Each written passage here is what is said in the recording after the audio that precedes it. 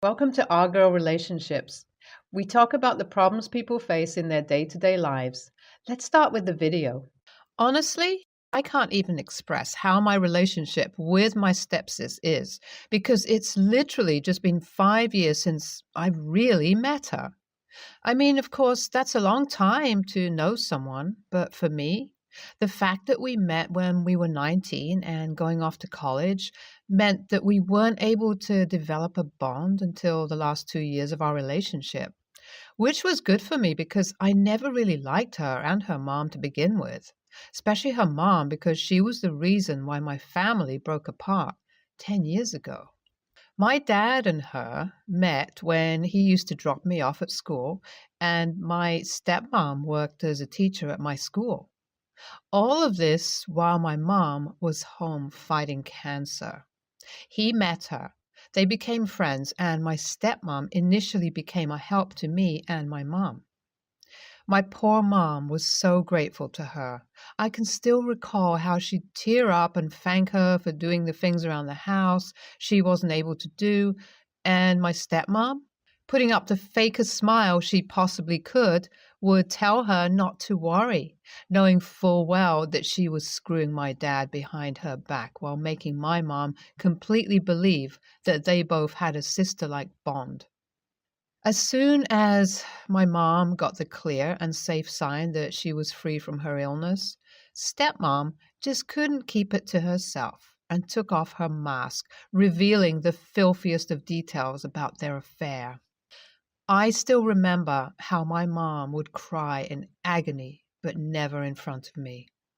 My dad would just become quiet. I never knew if his quietness indicated guilt or something else, but he would just never talk about that. My stepmom saw this as a sign to take dominance, and boy, did she take full advantage of it. She made my dad buy a new house and just took him away with her. My dad never reached out to me after that. He simply just divorced my mom and left us both drowning in misery and pain. Then what? My mom's cancer returned 5 years back, and unfortunately, this time very aggressively. My mom didn't want to get help and passed away shortly after. That was the first time after so many years that my dad reached out to me and helped me move into his place. By this point, my stepsister had moved in with them after living with her dad a couple of cities away. I knew my life would be a living hell after, but I had no choice. I was still in college and I had nowhere to live. So I moved in with him, and from the get-go, I knew I was in for a hell of a ride. Initially, I was just left alone. My mom's death was an unspeakable topic. My stepmom and stepsister would refuse to acknowledge me, and boy, I so wished that I could turn back time. It remained this way for a while. We all were distant from each other, even all throughout the pandemic. Then, out of nowhere, things started changing. My stepsister started to warm up to me. After so long without a family, I was really happy, and we indeed bonded really well. Even after in-person college started and we went our separate ways, my stepsister and I stayed in contact. We'd watch movies together, and the breaks just felt so much warmer after our relationship had strengthened. Because of my stepsister, even my stepmom had started to warm up to me slightly. I was happy, not like I was forgetting my mom, but I felt some sort of familial connection with these people for the first time in years. But well, it was good while it lasted because it all fell apart not long after. It all began when I got engaged to my boyfriend, Jackson. Jackson and I had been together since high school. And once we graduated, I thought that it was a good time to get engaged. Now, one piece of information that might help this post make more sense is that my stepsister and stepmom didn't get close to me until when I had brought him over for the first time during a Christmas dinner. All of you guessing where this is going are probably right. My stepsister and I immediately got close after and during that time. I didn't even think about thinking from that angle because she literally has a longtime boyfriend of her own. Well, here we are now. As soon as I got engaged to Jackson, my stepsister changed in a way that was just weird to me. She became very distant to me, and even though I tried to ask her or my stepmom about it, they refused to let me know. I just sat on it for a while because I was busy with work and other stuff. Well, cut to Christmas, and I went to spend the holidays with my parents as usual. Jackson didn't get there yet because he had something to get done. So I get there, and everyone is still distant from me. I tried to talk, get no response. So I slept it off and woke up terrified to find out that half of my hair had been chopped off. I immediately began crying hysterically and ran to the living room.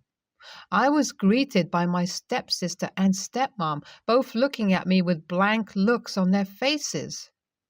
I instantly realized who was behind all of it, and it was confirmed by my stepsister as she got up and began laughing at my face soon after. She didn't say anything for a straight minute, just went on laughing, and as I screamed at her through my tears, she revealed to me that she had done all of this because I ruined her chances of dating Jackson by getting engaged with him. I'm not even going to go into details of what she said after because I feel physically sick trying to recall it, but it was not pretty. I packed my things and left home. Now I'm at home looking at my phone, filled with threats from her, and I honestly don't know what to do. So I'm here to rant and also get things off my mind. Everything still feels like a fresh wound, so I would really appreciate some patience. Thank you, guys. It's been exactly 2 days since everything happened, and it all still feels surreal. From whatever happened to all the attention this post received, I'm just having a hard time believing that all of it is true. After spending 2 days either sleeping my feelings off or crying in Jackson's arms, I decided to get up and first block all and every contact with my stepsister, stepmom, and dad. I just realized how badly I needed to cut the negativity for me to be able to function in a way that was good for me instead of functioning in a way where I just fed into their manipulative tactics. And honestly, it worked. From the moment I blocked them, I just could sense and find myself doing much more than the previous few days. I booked an appointment with a hair salon, which was previously completely booked due to Christmas. I was even able to go downstairs to spend Christmas with Jackson's amazing family. The support that they gave me was truly much needed and filled me with warmth. Currently, I'm just waiting for the holiday season to be over so that I can look into sorting these matters off. I will keep you guys updated. Hello, everyone.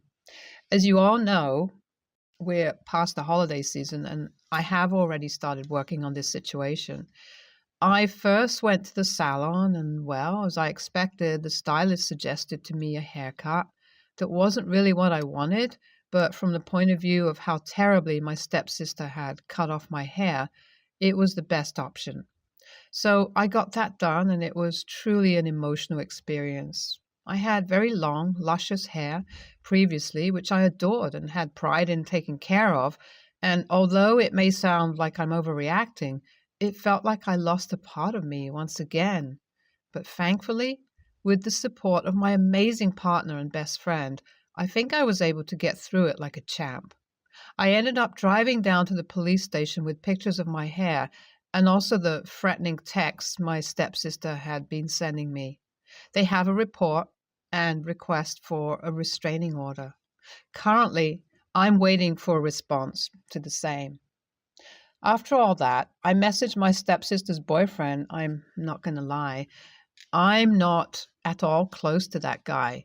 He replied to me in a very uninterested tone, too, so it was really fun seeing him be as uninterested as possible to being the most interested guy he possibly could be.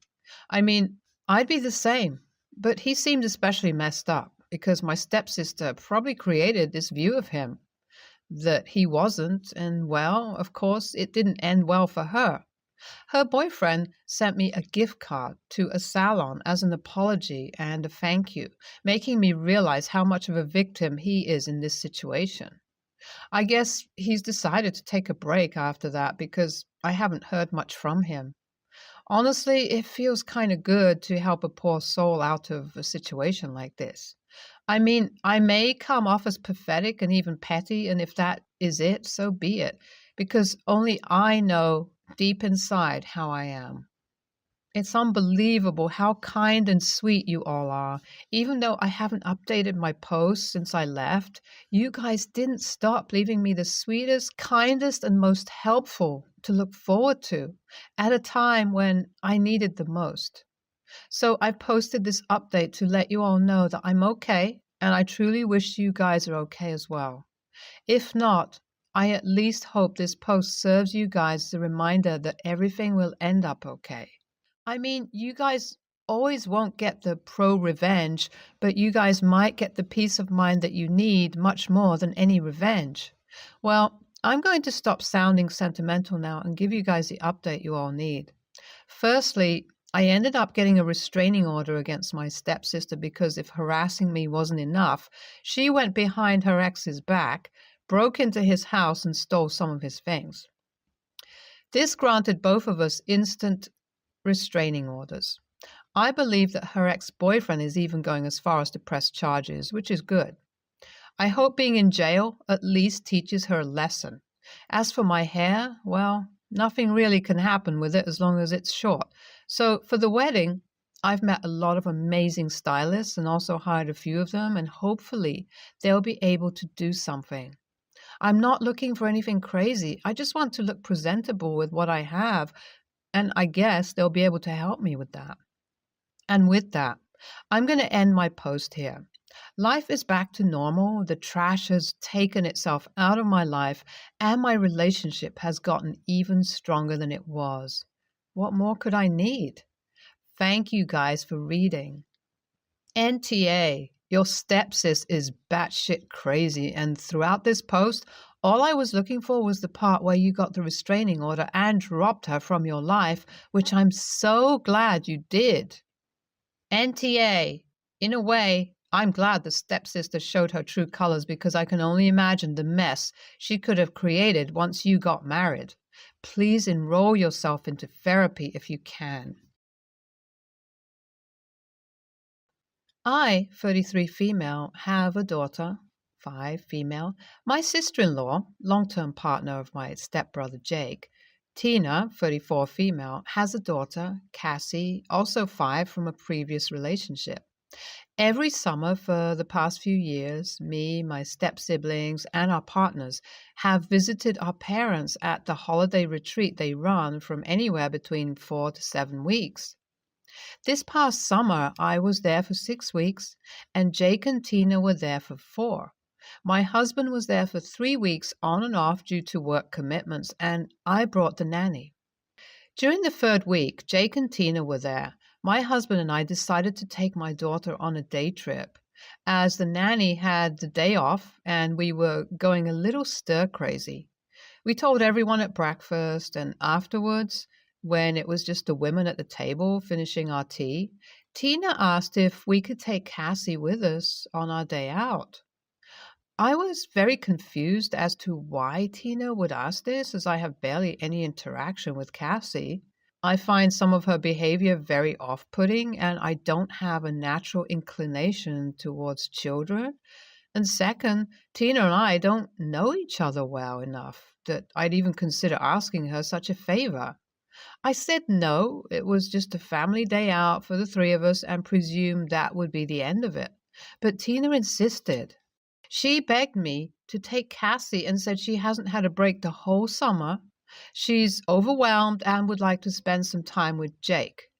I said no again, and Tina asked if my nanny could watch Cassie for a few hours, but I told her it's the nanny's day off. Tina started to get tearful, saying she really thought that as a fellow mother I would understand needing a break since I have someone employed for that very purpose. I didn't know what to say to that, so I just said goodbye to my mother and started to leave. And as I did, Tina burst into tears. My mother told me to go and that she would calm Tina down. When we came back later that evening, Tina wasn't at dinner, and my parents and Jake were babysitting Cassie. My mother said she had reached a compromise with Tina that they would watch Cassie for the evening so Tina could rest. They can't during the day as they are still actively running the retreat. The next day, Tina reappeared and everything was back to normal, though she was noticeably colder towards me. It didn't bother me. A few days ago, we were discussing all getting together for Christmas in a group chat, and Tina said she was really looking forward to it, but that she hopes we could all be a bit more accommodating with the kids and that it takes a village. I just replied that I wouldn't be needing any accommodations, thanks, and the conversation moved on.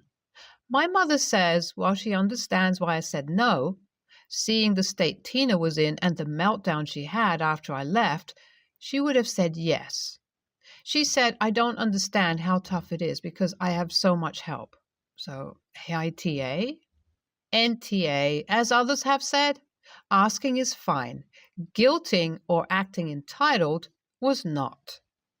And commenting on an element of this, others haven't yet, it isn't your nanny's job to watch other people's kids, and you are not in a position to accept that responsibility for her. When friends would ask if my nanny could pick up their kids or watch them after school or other things, I would say, you'd have to ask her. Her hourly rate is X. I will let her know. I'm okay with her also watching your kids that day if she feels comfortable with additional responsibility. NTA. So Tina threw a tantrum like a 5-year-old when she didn't get her way. If she needs a break that badly, she can hire a babysitter or arrange childcare for her child with someone else, not throw a tearful fit when someone says no. No is a complete answer, and you shouldn't feel guilted into helping her when you don't want to. So here goes. A few years ago, my cousin's business closed and he ran into some issues with the law, leaving him with a debt and a fine. A number of my family members pulled some money to lend him, and I lent the bulk, the equivalent of 25,000 US dollars of that amount. His parents are unemployed, so they were unable to help much. He started a new business in secondhand car dealings and stuff, and I never thought much about it as I assumed he would pay back when he was in a more stable situation. One day, my younger brother informs me that my cousin took his family to Paris, a 12 hours flight away, for a vacation. I saw it was posted on my cousin's Facebook page, but I was unable to view it even though we are connected there, which means he probably hid it from me.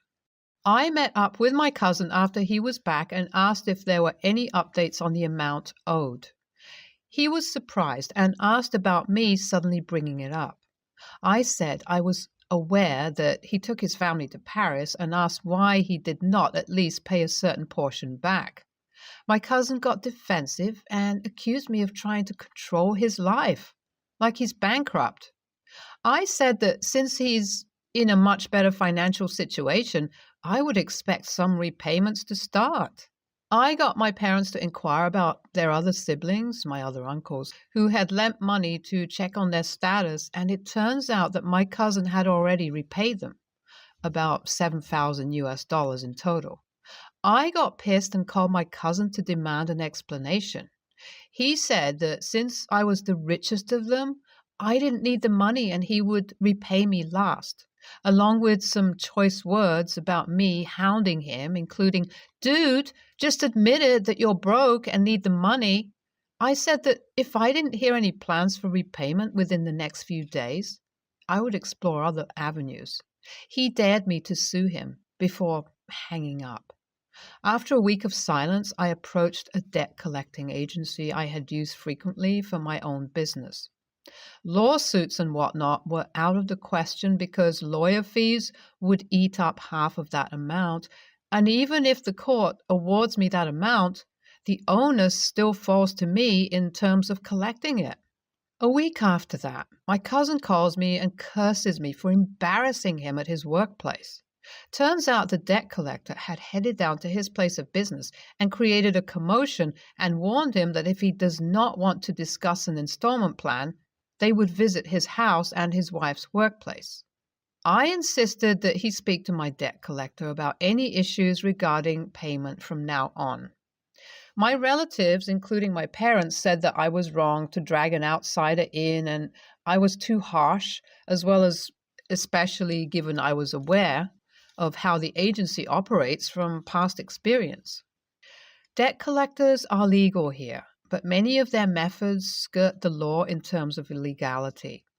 I'm aware, but I honestly don't see any other avenues for someone who is deliberately being difficult. NTA, you are owed a large sum of money, and I'm guessing in your country a debt collector is a very common way to deal with things. Your cousin was probably never going to repay you. This way, you get the money and he gets to keep his kneecaps.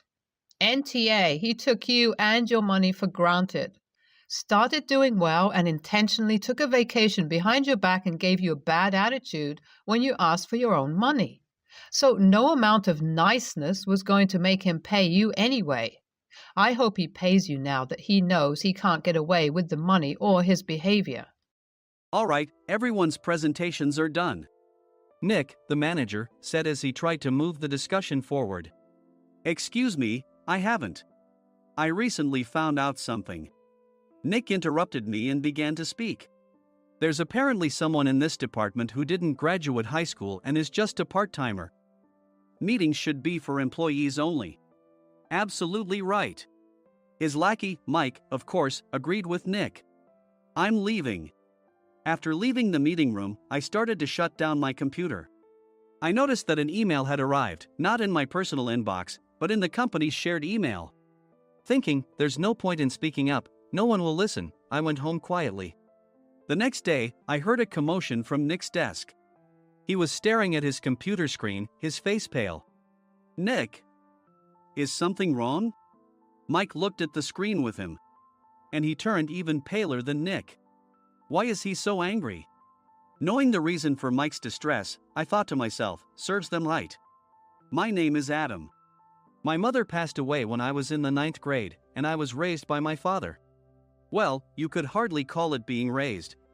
After my mother passed, my father changed. He drowned his sorrows in alcohol, and though he still went to work, he squandered our living expenses on horse racing. Because of that, I had to start working part-time as soon as I entered high school. Every month, I went to the convenience store with bills in hand that couldn't be auto-deducted from my father's account. Even though I endured it because I didn't want to be alone, I reached my limit in my second year of high school and dropped out. I found a live-in job at a distant inn. Thank you for everything. The day I left home, my father, still staring at the TV, spoke. Take care. That was our last conversation. Back then, 18 wasn't the age of majority, so I needed my father's permission to work, and I couldn't hide my place of employment. Yet, my father never visited me even once. I kept working just to survive, and before I knew it, I was 42. Years of hard work paid off, and I was transferred to the headquarters. I was thrilled to be recognized by the company, as I thought I'd be working in the field until retirement due to my lack of formal education. Listen up. Our work can change the future of our employees. Don't drag us down. On my first day after the transfer, Nick, dressed in an expensive suit, spoke sternly. There was a reason for this. Our inn was located in a prominent tourist destination, known so well that everyone in the state could sing its commercial jingle. At its peak, we had 5 locations within the state. But that was long ago. Due to financial difficulties and aging facilities, only the place where I had worked for many years and the original establishment remained. I was prepared to lose my job anytime, but now there was a glimmer of hope. With the rise of social media, the tourist area where the inn was located started gaining attention again. Depending on how hard the sales department, where I was transferred, worked. We could either thrive or be forced to give up this prime location to the new hotel chains continuously popping up. For Nick, who had switched careers from another industry to strengthen our sales, this was a battle he couldn't afford to lose. I understood why he had to be strict. I will do my best. Nick sneered at my enthusiastic declaration. Did you not hear what I said? I'm sorry. I thought I was listening carefully. Out of habit from years of customer service, I apologized reflexively, though I had no idea what had offended him. Someone was watching me with a smirk. In this department, there are those who are expected to excel and those who have been shoved here because they have nowhere else to go. You are the latter. It was Mike, the section chief. He's 7 years younger, at 35. But he was called to headquarters much earlier than I was and had been moving around within the headquarters ever since. I'm not jealous, but I can't accept that he's my boss. Graduating from a prestigious university, he has an unusually high pride and caused many problems as a newbie, making things very difficult for me when I was the front desk leader. When I found out Mike was transferred to the sales department a month before me, I was disheartened. Mike is right. With just a middle school diploma, there's not much you can do. Don't even think about achieving results. As if I didn't exist, Nick remarked, I'm thirsty. Mike eagerly ran to the coffee maker. It seems Mike is Nick's lackey. I regretted being happy about my transfer to headquarters, wishing I had stayed on site forever. Send a direct mail to every company on this list by the end of the day. Nick only assigned me tasks that even a new graduate could handle. What? There are over 1,000 companies. You want me to send to all of them by today? Yes, if you and your fellow misfits split the work, even those with nowhere else to go should finish by today. I glanced at the employees typing away expressionlessly.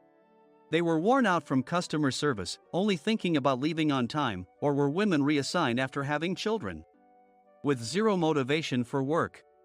Even Sam, a new graduate from the same university as Mike, who was supposed to be among the expected achievers, had no enthusiasm for the job, having joined the company wanting to do customer service.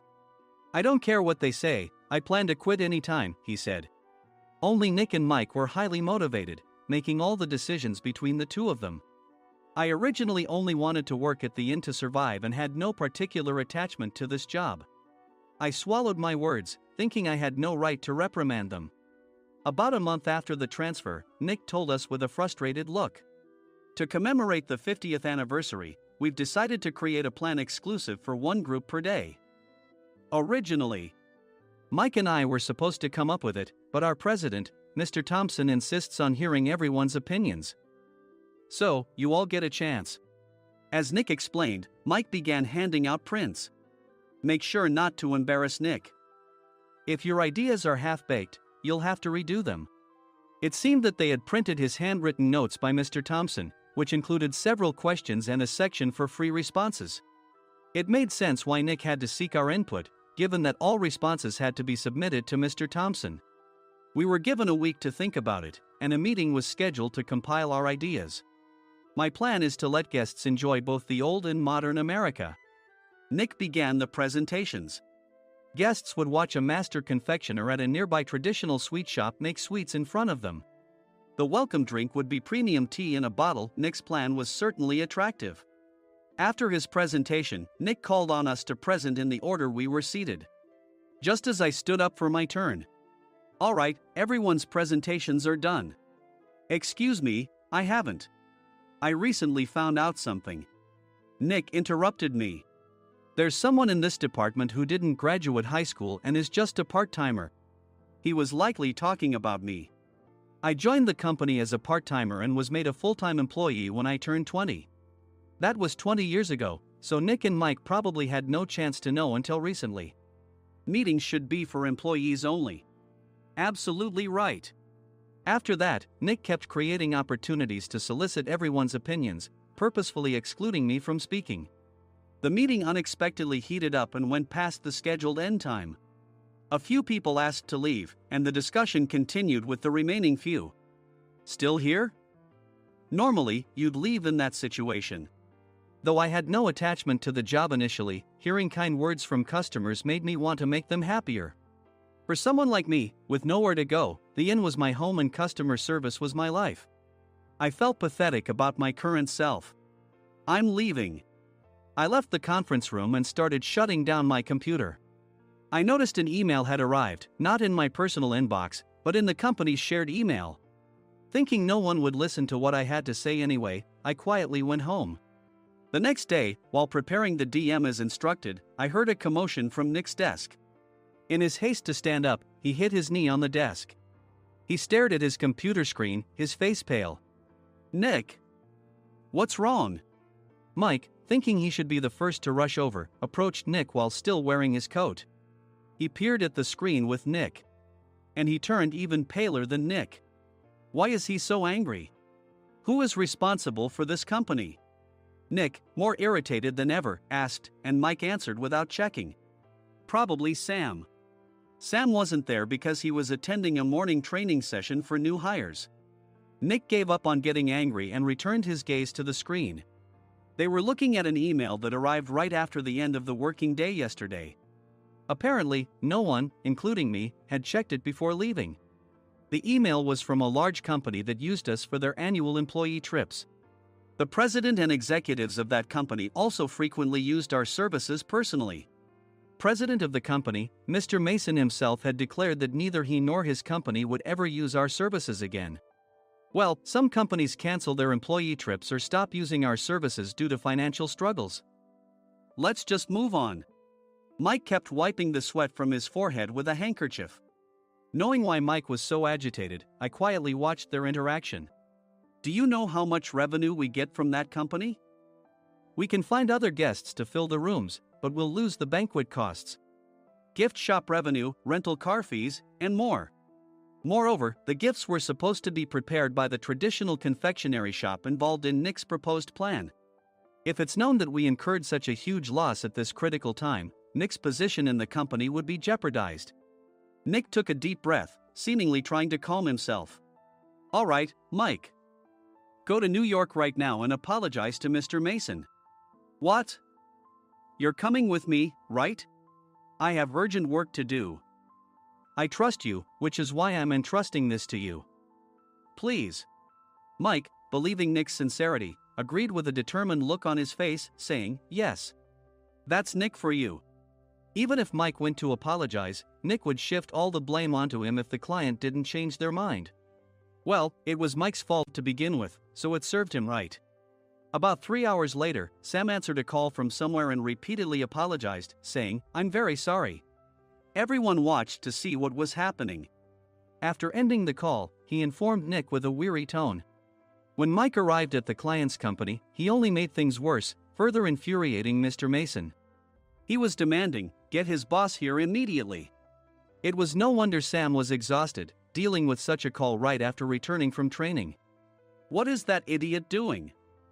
All right, Adam, you're coming with me. If sacrificing Mike didn't work, then I must be next. Normally, I'd want to refuse at all costs, but I saw an opportunity in this situation. If I can be of assistance, I'd be happy to join you. I obediently followed Nick, and we flew to New York. When we introduced ourselves at the reception, it became clear how serious the situation was, as the receptionist personally escorted us to the president's office. Angry voices leaked through the door, making both Nick and me uneasy. Excuse me. I'm Nick, the supervisor. I understand my subordinate has caused you trouble, and I deeply apologize. Nick, with his experience in the corporate world, knew enough to offer an apology before excuses. However, his customer service skills left much to be desired. I sighed as I saw Mike trembling like a small dog in the corner of the room. What kind of training are you giving your subordinates? Mr. Mason glared at Nick with a red face. The intensity of his gaze made even Nick take a step back. Regrettably, I joined this company only 2 years ago and was unaware of Mike's issues. I should have identified his shortcomings sooner. Indeed. I should have realized sooner. No sensible person would come to apologize and then give a lengthy presentation on the drawbacks of not using their inn. Nick froze, his mouth slightly open. Suspecting the worst, I picked up the documents that had fallen to the floor. It seemed Mike hastily prepared these documents on the plane, listing the disadvantages. Disadvantage 1: if you change the venue for the company trip, employees might suspect it's for cost-cutting reasons, leading to a negative impression. Reading it aloud half-jokingly, Nick snatched the papers from my hand and checked the contents with a furious expression. Among the stack of documents was a receipt from a nearby convenience store's copy machine. I felt a pang of dread, hoping he hadn't shown the receipt as well. What do you think he said when I asked what kind of nerve he had to do this? I'm very sorry. Faced with the dire situation, Nick must have thought there was nothing left to do but apologize. In a voice smaller than I'd ever heard from him, he uttered words of apology. He said, "I'm a Harvard graduate. I don't believe I said anything wrong." Mike, what have you done? Forgetting his plan to pin the blame on Mike, Nick yelled loudly, even in front of Mr. Mason. "I didn't do anything wrong." "You're still saying that? Look at him." Mike pointed at me with a shaking hand. "I was assigned to headquarters in my 20s and now I'm a section chief. This guy only made it to headquarters at 42. Everything I've done proves I was right. So why are we losing the contract?" Having said his piece, Mike collapsed to the floor. "Of course. You were sent there because you had nowhere else to go." Mike never expected to hear such words from someone he looked down upon. He lunged at me, and Nick hurriedly stepped in to stop him. "Mr. Thompson told me Mike is a quick thinker, and to take good care of him." There's no way he was pushed aside. "Don't make things worse here." "He didn't say quick thinker, he said only quick-witted, didn't he?" I don't remember that part." I recalled the many troubles Mike caused when he was a newbie. When Mike was on the front line, his pride was so high that he never apologized to customers. Customer service, especially in our job, doesn't work alone. It brings both good and bad situations. If the front staff or housekeepers made mistakes, or the cleaning company didn't properly clean a room, one had to apologize to the customers regardless of personal fault. Mike, in such situations, would never apologize, insisting he wasn't at fault. This often angered customers, and as the front desk leader, I frequently had to apologize on his behalf. He caused complaints and disrupted operations, which is why he was quickly moved to headquarters. In departments where he didn't interact directly with customers, his quick thinking was beneficial and things went well. But it seemed his flaws were starting to show. Corporate reservations are supposed to be entered into the system by the sales representative. But a quick check yesterday revealed that more than 10 items were missing from the client's reservation. The handover document clearly stated what needed to be prepared. Why didn't you enter it into the system? Why do we have to give them special treatment? Filling rooms near the banquet hall, setting up all the food in advance. Specifying the brand of wine, they're too demanding. No wonder he always angered customers, I thought, feeling a headache coming on. Grouping them in rooms near the banquet hall is for our benefit too. It makes it easier for the staff to set up beds and serve breakfast since everyone's schedule is synchronized. As for the other requests, Mr. Mason suggested them to lighten our load. I didn't know that.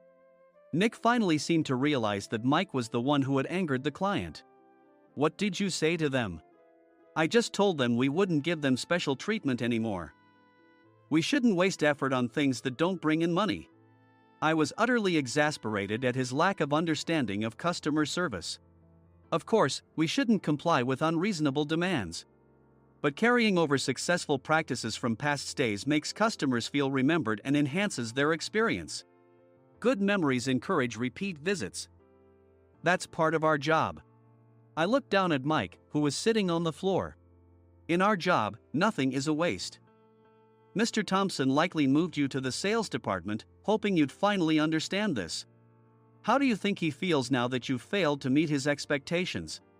Mike, tears in his eyes, fled the president's office. I was amazed he still hadn't apologized. You have it tough, Adam. It's okay, we're all employees of the same company. I deeply apologize for this disrespectful incident. Especially after all the care you've shown us. If it weren't for you, Adam, I really would have stopped staying here. When I heard you were moving to the sales department, I was willing to reconsider if you handled it. Seeing us talk so amicably, Nick's face contorted. Do you two know each other? Adam's service is excellent. I always requested him specifically. Normally, we don't accept specific staff requests, but we made an exception for Mr. Mason, adjusting my shifts accordingly. He had personally stayed at our hotel just before my transfer, and during casual conversation, I mentioned, "I'm moving to the sales department soon." If I hadn't told him then, things could have been much worse. Please continue to take care of us. I look forward to it. On the return flight, Nick awkwardly offered me a can of beer. It's still working hours. Of course, I had no intention of forgiving him for a single beer. Nick might try to pin everything on Mike and avoid any consequences. While pondering this, a startling fact came to light. "Nick, the tea bottles for the plan have arrived." I handed Nick a bottle labeled with our inn's name. "They look good." "What are you talking about?" "These are plastic bottles. I had assumed we would use the trendy, high-end bottling tea. But what arrived were ordinary plastic bottles of tea with customized labels. The only unique aspect was the label, which had the inn's name, making it look customized. Upon further investigation, I discovered that a substantial amount of money was set to be paid to the tea company. It was priced like bottling tea. Does this plastic bottle really cost $100 each? The tea inside is specially blended for us. The extra cost is for that. Wouldn't it be better to use another tea company? Or is there a specific reason we must use this one?" As Nick continued to make excuses, I showed him a printed email.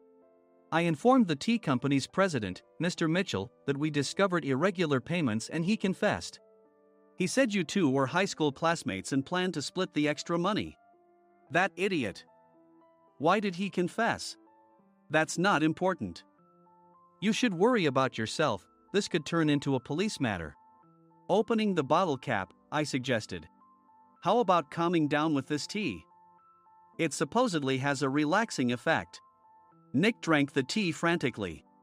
In the following days, decisions were made about their fates. Mike was reassigned to the General Affairs Department, with no chance of transfer or promotion, as per Mr. Thompson's orders. As for Nick, since the payment to the tea company hadn't yet been made, he narrowly avoided legal trouble.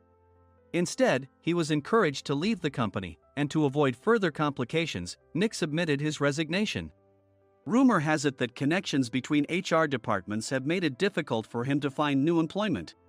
Even though it was good to have those two gone, something unexpected happened in the sales department. Everyone became motivated and united in refining the 50th anniversary plan. In the end, my plan was adopted. We collaborated with the Tourist Information Center to provide personalized guides. The plan, tailored to the number of guests, was truly special for the 50th anniversary. "Hey, is Adam's family coming to stay?" I immediately booked that special plan for my family. Sam noticed it on the reservation list and quickly picked up on it. "Yes, I'm inviting my father." "That's great. I might invite my parents too." I lacked the courage to face my father just as Adam. But here, with the confidence Mr. Mason praised, I felt ready. The 50th anniversary plan was a perfect opportunity to reconnect with my father. I hoped to bring back the days when we could laugh together as we once did.